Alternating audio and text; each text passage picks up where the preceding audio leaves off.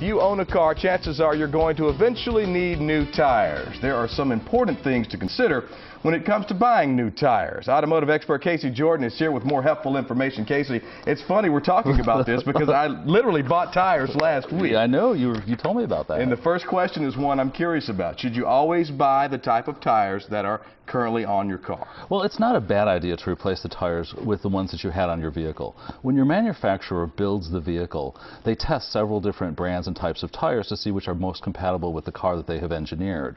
So many times the best thing to do, if you're happy with your tires performance, is to just continue on and buy the same set of tires that your manufacturer did provide for you when you purchased the vehicle. Check, so I did it right. Yeah, you did a good job. Finally. So what features do tire buyers in Central Texas need to consider? Well, Central Texas is a kind of a unique place in the United States as we don't have that ice and snow issue.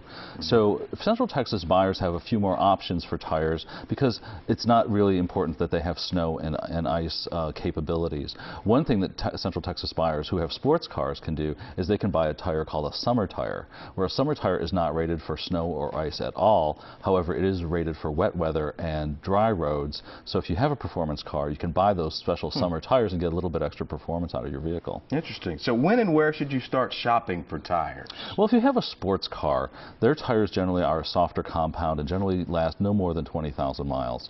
If you do have a regular passenger vehicle, you should really start thinking about 40,000 miles, almost 50,000 miles. Start looking for your tires, checking those wear bars on the tires. And when you do look for tires, think about what did you enjoy about the tires that you presently had on your vehicle.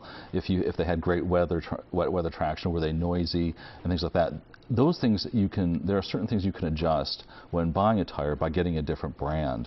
One place I always recommend you go to is TireRack.com.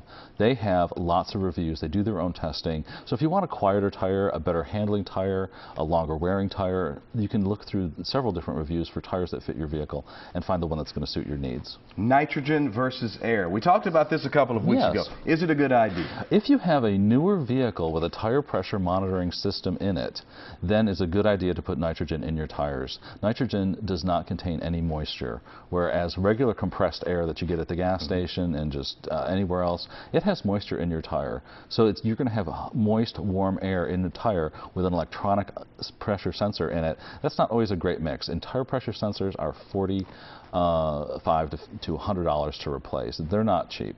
Very helpful, and I'm glad that I didn't mess up You did a good job. Thank you very much, and very helpful information once again, Casey. Now, if you have a question for Casey, he welcomes those. You can email him, askcasey@kview.com. He'll be back to answer some of your questions at a later date right here on Midday.